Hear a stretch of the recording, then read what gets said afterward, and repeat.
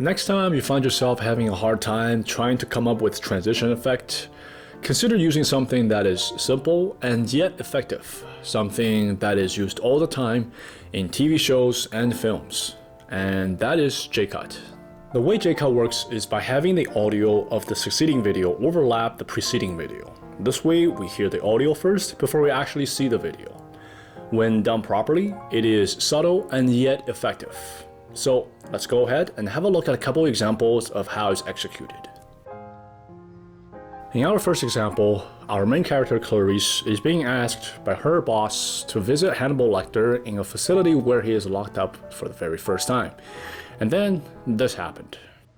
Just do your job, but never forget what he is. And what is that? Oh, he's a monster. Pure psychopath. So rare to capture one alive. So in this sequence, we saw that J-Cut is clearly being used to transition from one scene to the next.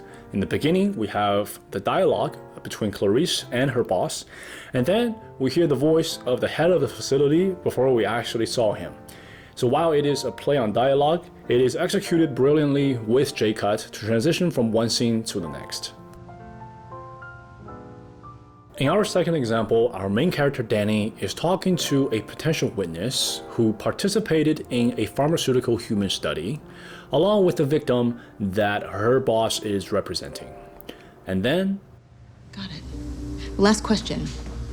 Why did you drop out of the study? When I'm not working at the gym, I'm training for marathons. Try to do 6 to 8 miles a day.